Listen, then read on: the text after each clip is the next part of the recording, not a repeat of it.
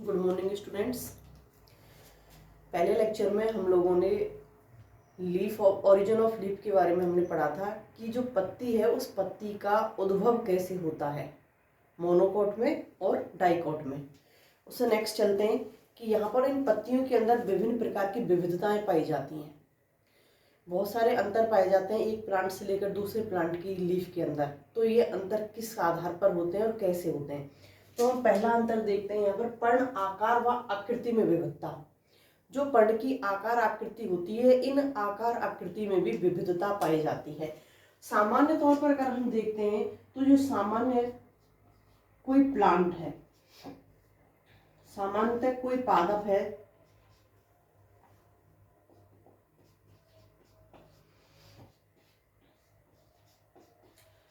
जैसे हमारे सामने हम देखते हैं नीम बबूल वगैरह जितने भी हमारे चारों तरफ प्लांट हैं, तो इनके अंदर जो लीफ होती हैं, ये लीफ ये पर्ण कैसी होती हैं, सभी जितनी भी पादप की लीफ हैं जब वो मैच्योर हो जाएंगी तो सभी कैसी होती हैं, समान प्रकार की। उनकी आकार आकृति कैसी होगी, समान, सभी लीफ की मैच्योर होने के बाद में। लेकिन कुछ ऐसे प्लांट हैं जिनके अंदर लीफ की आकृति और आकार समान नहीं होता है। जैसे जलीय प्लांट की बात करें, जलीय पादप, क्योंकि जलीय पादपों में एक तो वो होते हैं जो किनारे पर पाए जाते हैं, एक बिल्कुल डूबी हुई अवस्था में पाए जाते हैं। वो पादप कुछ डूबी हुई अवस्था में होते हैं और कुछ पाए हुई अवस्था में होते हैं। तो ऐसे पादपों में दो भाग होते हैं। एक भाग तो होता है जल निमग्न, जो हमेशा कैसा होगा, डूबी हुई अवस्था में होगा, जल निमग्न। और दूसरा पार्ट होता है वायवीय, एक वायवीय भाग होगा, एक जल निमग्न भाग होगा। तो यहाँ पर जो जल निमग्न भाग होता है स्टूडेंट्स, तो यहाँ जो लीफ होती हैं, जो पर्ण होती हैं, ये पर्ण कैसी होती हैं, कटी फटी, कटी फटी होती हैं।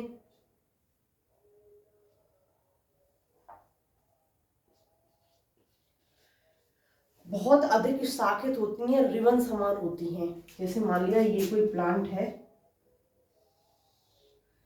यहाँ इसका कुछ पार्ट पानी के अंदर डूबा हुआ है और ये पार्ट ऊपर वाला, जो ऊपर वाले पार्ट की पत्तियां होंगी वो तो सामान्य पत्तियां होंगी। इस प्रकार से ये पत्तियां तो कैसी होंगी, सामान्य। लेकिन नीचे वाला पार्ट होगा, उसकी पत्तियां विभिन्न प्रकार की, रिबन समान, कटी फटी, अछिन्न, अभिन्न। यहाँ पर बहुत अधिक कटी फटी मात्रा में मिलेंगी, रिबन समान मिलेंगी। तो यहाँ पर पर्ण जो होती हैं वो कैसी होती हैं, कटी फटी होती हैं। लेकिन यहाँ कैसी होती हैं, सामान्य होती हैं, सामान्य होती हैं। तो यहाँ पर ये जो पर्ण होती हैं, जो वायवीय पार्ट में जो पर्ण मिलती हैं, ये पर्ण, इनके जो किनारे होते हैं वो अशाखित होते हैं और अच्छिन्न किनारे होते हैं। अशाखित होते हैं और अच्छिन्न किनारे होते हैं।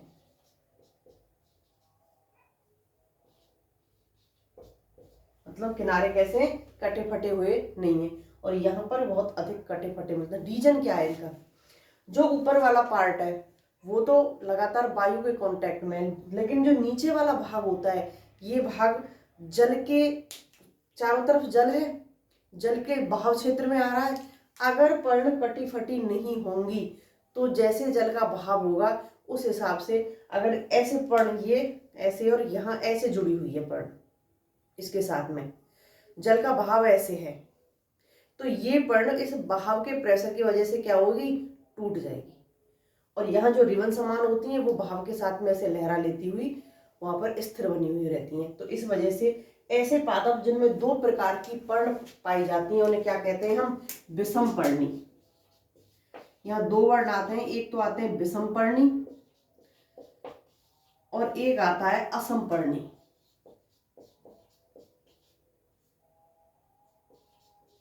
तो स्टूडेंट्स, जो जलीय पादपों में पाई जा रही हैं दो प्रकार की पत्तियां, ये पाई जाती हैं विषम पर्णी। क्यों, ऊपर अलग प्रकार की पत्तियां होंगी और नीचे अलग प्रकार की। लेकिन एक ही प्लांट पर और एक ही नोड पर परोसंधि पर एक पत्ती तो आकार में पाई जाती है बड़ी और दूसरी पत्ती आकार में पाई जाती है छोटी। एक पत्ती आकार में बड़ी होती है और दूसरी आकार में छोटी होती है। मैचुरेशन के बाद भी यही कंडीशन होती है। तो इस प्रकार की पर्णपात क्या कहलाती हैं? असमपर्णी कहलाती हैं। जलीय पादपों में बात करें, सिंघाड़ा, लिम्नोफिला, जिनके अंदर इस प्रकार की विविधता पाई जाती है। यहाँ पोलियोनिया जिसमें असमपर्णी पत्तियां पाई जाती हैं। नेक्स्ट बात करते हैं पर्ण आकार के आधार पर। ये तो आकृति और आकार के आधार पर हुई थी।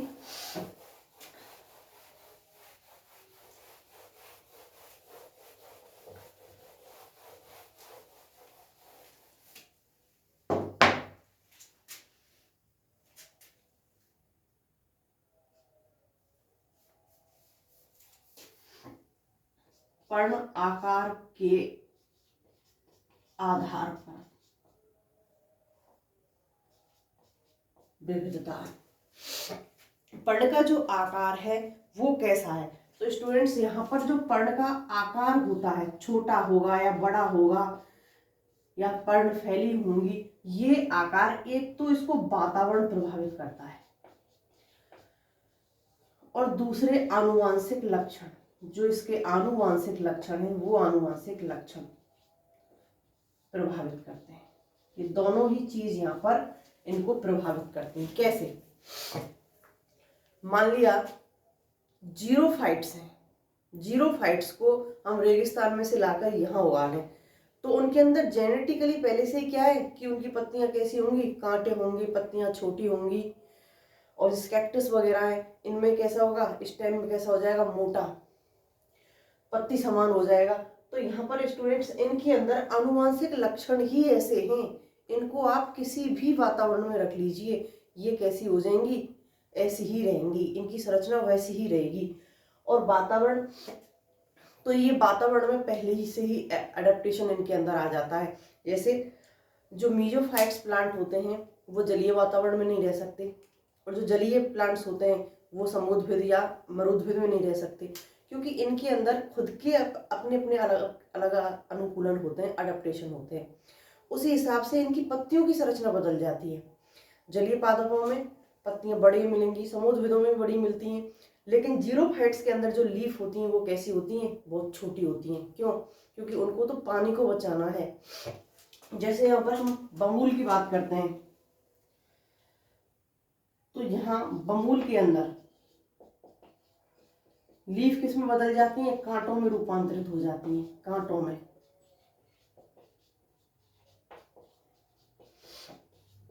ये कांटों में रूपांतरित हो जाती हैं। और लीफ कैसी होती हैं? बिल्कुल छोटी, बहुत छोटी होती, पर्णकों में बदल जाती हैं, बहुत छोटी होती हैं, चौड़ी ना होकर के एक लीफ छोटे छोटे पर्णकों में बदल जाएंगी। इस प्रकार से संरचना होती है और इस पर यहाँ ऐसे पर्णक लगे होते हैं। तो यहाँ कम से कम पानी का ह्रास हो, इस प्रकार से ये अपनी संरचना को क्या कर लेंगी? परिवर्तित कर लेंगी। ऐसे ही ताड़ के वृक्ष हैं,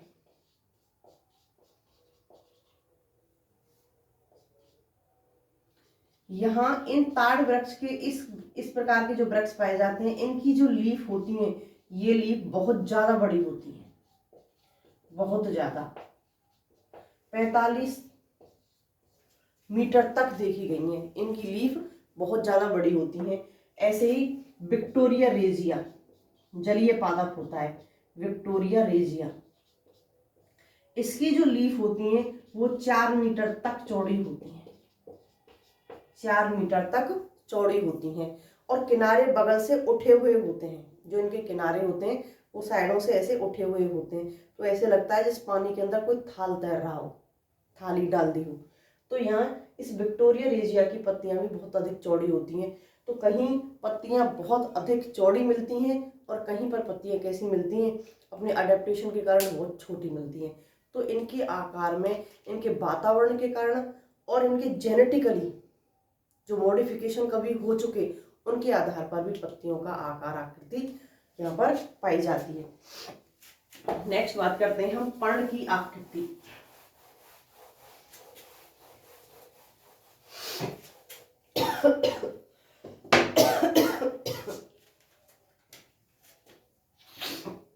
पर्ण की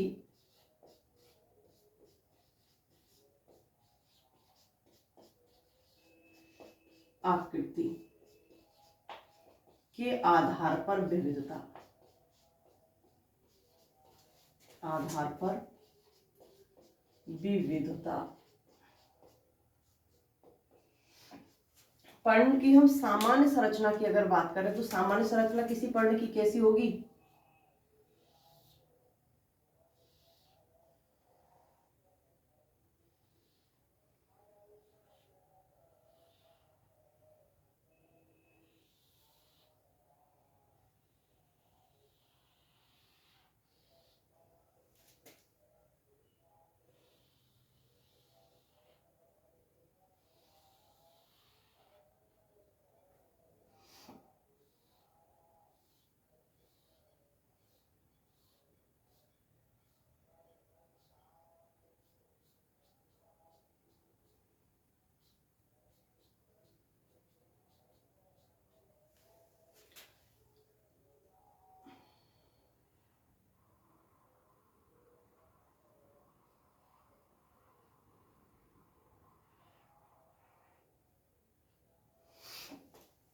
ये कोई शाखा है, ब्रांच है ये,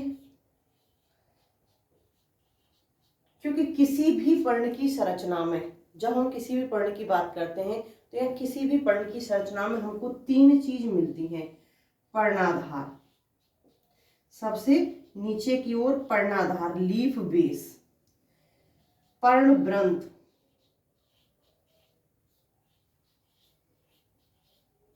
पर्णवृंत, और तीसरा होता है पर्णफलक। पर्णफलक, किसी भी पर्ण की संरचना में ये तीन चीज मुख्य होती हैं और इन्हीं तीनों चीजों से किसी भी पर्ण की संरचना जुड़ी हुई होती है। इसे हम बोलते हैं लीफ बेस, लीफ बेस। ये वो पार्ट होता है जो किसी भी शाखा से या स्टेम से जुड़ा होता है।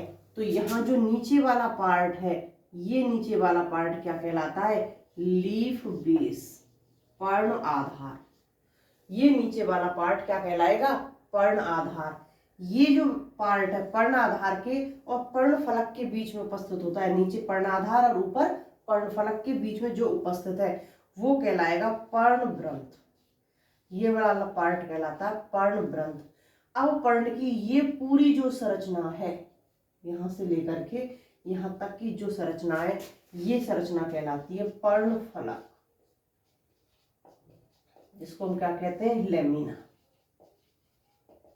ये पूरी की पूरी संरचना क्या कहलाएगी? यहाँ पर पर्णफलक कहलाती है। यहाँ साइड में ये जो दो निकले हुए हैं ये कहलाते हैं अनुपर्ण। अनुपर्ण सभी लीफ के अंदर उपस्थित हो भी सकते हैं और नहीं भी हो सकते। पर्णवृंत किसी भी लीफ में उपस्थित हो भी सकता है और नहीं भी हो सकता। दोनों प्रकार की लीफ पाई जाती है, पर्णवृंत युक्त और पर्णवृंत रहित। लेकिन ये तो फिक्स है, ये तो मिलेंगे। पर्ण आधार भी मिलेगा क्योंकि पर्ण को जोड़ने के लिए कोई आधार चाहिए, और पर्ण फलक भी मिलेगा। अगर पर्ण है, फैल रही है, तो उसमें पर्ण फलक भी मिलेगा। तो ये तीन पार्ट होते हैं किसी भी पर्ण के। जो पर्ण को जोड़ने के काम आता है वो पर्णाधार कहलाता है। पर्णाधार को और पर्ण फलक को जोड़ने वाला जो हिस्सा होता है वो यहाँ पर पर्णवृंत कहलाता है। और यहाँ पर जो सबसे नीचे वाला हिस्सा होता है, सबसे ऊपर वाला जो हिस्सा होता है जहाँ पत्तियां फैली हुई है अपने क्षेत्रफल में, तो वो क्या कहलाता है? कंप्लीटली पर्णफलक कहलाता है। अब यहाँ पर इनमें पत्ती की जो तीनों की तीनों संरचनाएं हैं, इनमें विभिन्न प्रकार के विविधताएं पाई जाती हैं। यहाँ पर विभिन्न प्रकार के अलग अलग प्लांट में कुछ मॉडिफिकेशंस पाए जाते हैं। तो देखते हैं, फर्स्ट देखते हैं हम पर्णाधार के अंदर। फर्स्ट पर्णाधार के आधार पर विविधता। पर्ण आधार के कारण विविधता।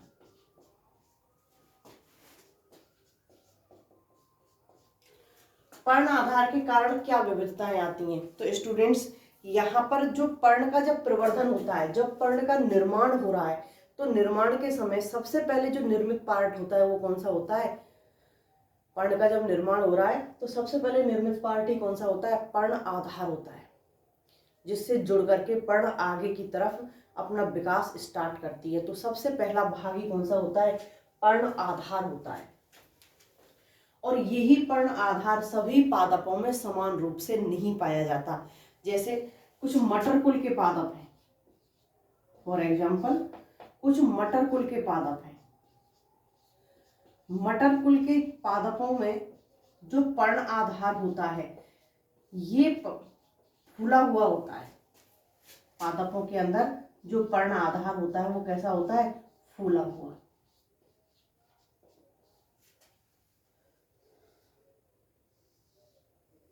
जहां लीफ जुड़ी हुई होती है वहां फूला हुआ पर्ण आधार मिलता है।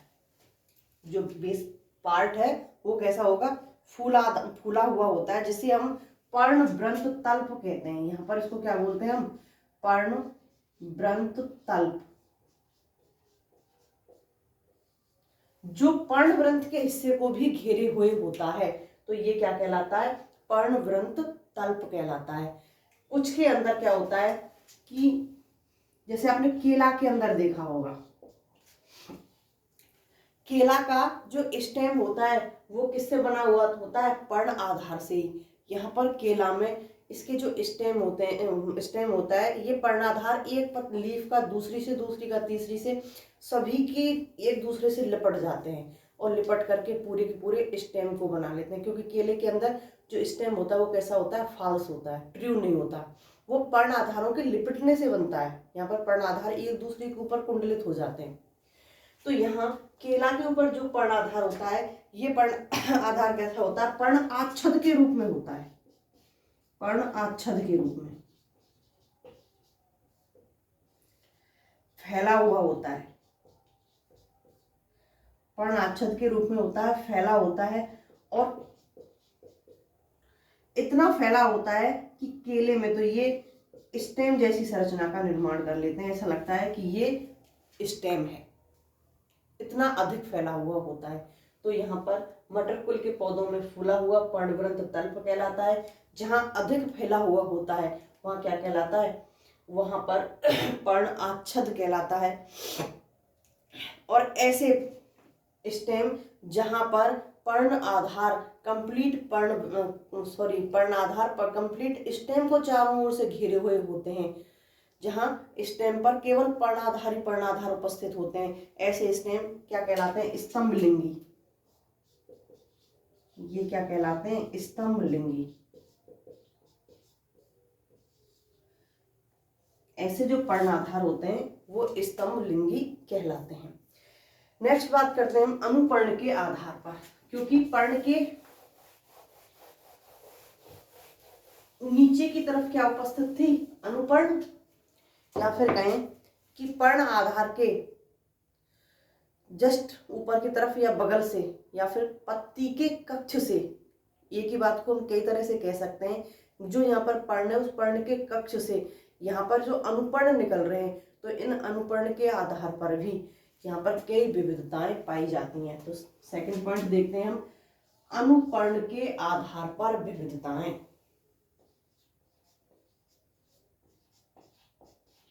अनुपर्ण के आधार पर विविधताएं।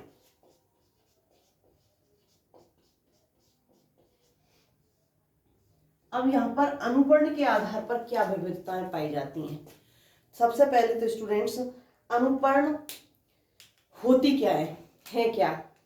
तो यहाँ पर जो पर्ण का अक्ष है, पर्ण का जो अक्ष है, इस अक्ष से दो आउटग्रोथ निकलती हैं, दो आउटग्रोथ निकलती हैं।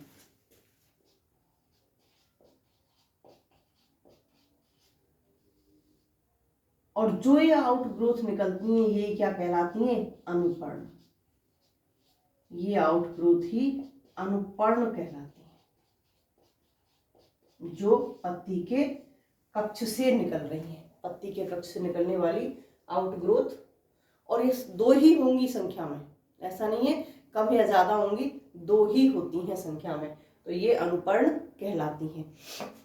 अब यहाँ पर इस अनुपर्ण की उपस्थिति है या नहीं है, अगर पत्तियों के कक्ष में अनुपर्ण मिल रहा है तो वो अनुपर्णी पत्तियां कहलाएंगी, और जहां अनुपर्ण नहीं मिलता है वो क्या कहलाएंगी, अनुपर्णी लीफ या अनुपर्णी पर्ण, और जहां अनुपर्ण नहीं मिलता है वो अनुपर्णी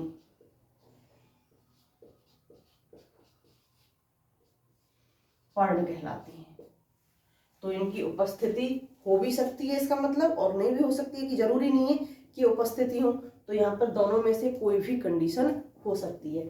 अब इनकी उपस्थिति के आधार पर भी इन्हें विभिन्न भागों में बांटा गया है, या फिर इनमें विभिन्न प्रकार की विविधताएं पाई जाती हैं। देखते हैं 1 बाय 1। फर्स्ट, मुक्त पार्श्वीय। मुक्त पार्श्वीय,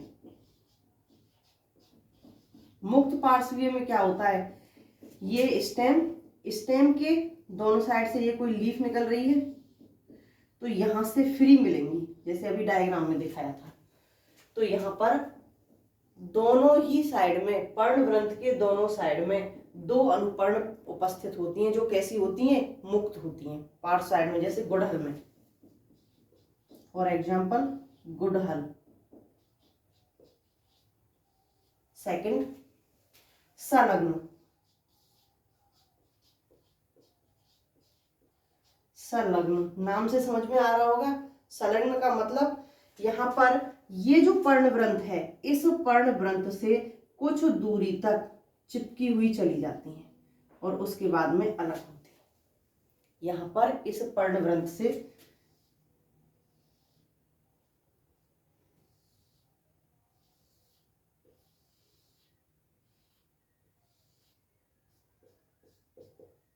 यहाँ इससे कुछ दूरी तक तो ये चिपकी हुई चली जाएंगी, दोनों जुड़ जाएंगी, फिर ये अलग हो जाती हैं। तो इस प्रकार की क्या कहलाती हैं, संलग्न प्रकार के अनुपर्ण कहलाते हैं। जैसे गुलाब में, फॉर एग्जाम्पल गुलाब।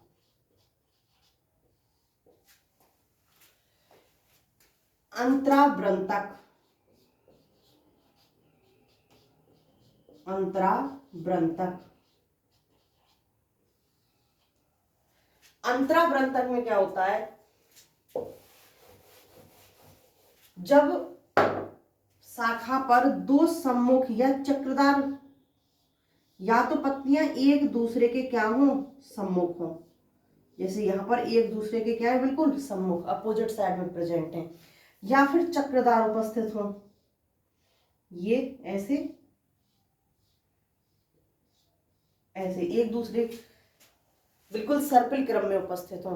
तो जैसे यहां इनके आधार पर यहां मिलेंगे, तो यहां दोनों पर्णों के बीच में जो अनुपर्ण उपस्थित होते हैं, क्योंकि एक दूसरे के जस्ट सम्मुख है, तो इस टाइम पर ये ज्यादा नजदीक होंगे अनुपर्ण एक दूसरे के, तो ये एक दूसरे के अधिक नजदीक होते हैं। तो इस प्रकार के अनुपर्ण क्या कहलाते हैं, अंतरावृंतक कहलाते हैं। या फिर यहाँ भी एक दूसरे के जस्ट पास पास पास पास उपस्थित होंगे, तो ये भी क्या कहलाएंगे, अंतरावृंतक कहलाते हैं। दूसरा होता है अंतःव्रंती। इनमें हल्का सा अंतर होता है, अंतरावृंतक में और अंतःव्रंती में। यहाँ पर शाखाएं प्रेजेंट हैं, शाखाओं के सम्मुख, शाखाओं के सॉरी यहाँ पर लीफ प्रेजेंट है, सम्मुख लीफ के आधार पर एक दूसरे के पास में, या यहाँ पर जस्ट आधार में बिल्कुल एक दूसरे से सटे हुए क्या है, जो अनुपर्ण स्थित है, वो क्या कहला रहे हैं, अंतरावृंतक कहला रहे हैं। लेकिन अंतःव्रंती में क्या होगा, अनुपर्ण शाखा या पर्णवृंत के बीच में स्थित होंगे। अनुपर्ण जो कहाँ होंगे, शाखा या पर्णवृंत के बीच में।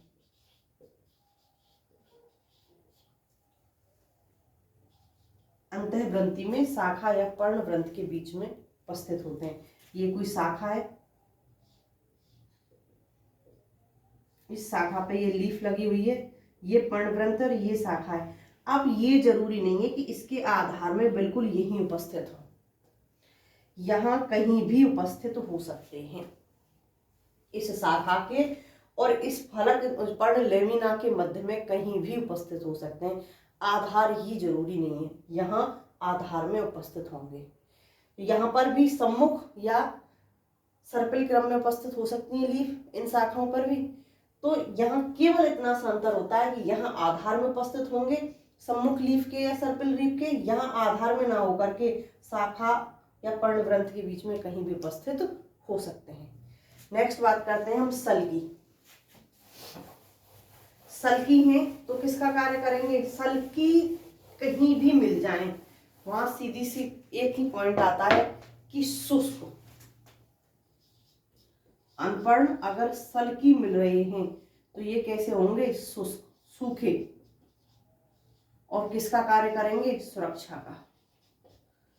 सल्की पर्ण हो या फिर कहीं भी सल्की संरचनाएं हो, वो शुष्क होती हैं, डेड होती हैं और किसका काम करती हैं? सुरक्षा का कार्य करती हैं। तो इस प्रकार के पर्णाधार के दोनों ओर लगे हुए अनपर्ण होते हैं। ये पर्णाधार है, इस पर्णाधार के दोनों ओर लगे हुए होते हैं। यहाँ पर ये सुरक्षा का कार्य करते हैं। स्पर्गुला, फॉर एग्जाम्पल स्पर्गुला। नेक्स्ट नागचूली। नागचूली में क्या होता है कि जो स्पर्म होता है, ये स्पर्म अनुपर्ण होता है, ये अनुपर्ण यहां से निकलेगा और यहां तक ऐसे एक नलिका का निर्माण कर लेगा, पूरे के पूरे पर्णवृंत को घेर लेगा और पर्णवृंत को घेर कर यहाँ पर नलिका जैसी संरचना का निर्माण कर लेता है। इसलिए इसको हम क्या बोल रहे हैं? नागचूली। यूं लिपट करके पूरे के पूरे यहाँ पर पर्णवृंत के ऊपर एक नलिका जैसी संरचना का निर्माण कर लेता है। For example polygonum. पॉलीगोनम अनुपर्णों के द्वारा यहाँ पर एक नलिका जैसी संरचना का निर्माण हो जाता है। पर्णाकार। पर्णाकार से समझ में आ रहा है, पर्ण जैसी संरचना होगी। अनुपर्ण किस में बदल जाते हैं? पर्ण समान संरचना में। पर्ण समान संरचना में बदल जाते हैं, लीफ के जैसे हो जाते हैं। ऐसे लगता है कि ये अनुपर्ण ना होकर के क्या है? पत्ती है, लीफ ही है। मटर, फॉर एग्जाम्पल मटर। नेक्स्ट प्रतानीय, स्माइलेक्स में पाए जाते हैं। जो अनुपर्ण होते हैं वो किस में चेंज हो जाते हैं? प्रतान में। अनुपर्ण प्रतान में चेंज हो जाते हैं, स्माइलेक्स में। और प्रतान क्या काम करते हैं? आधार को पकड़ करके ऊपर चढ़ने का कार्य करते हैं। तो यहाँ स्माइलेक्स में अनुपर्ण प्रतानों में कन्वर्ट हो जाते हैं। नेक्स्ट एंड लास्ट संवलित। संवलित,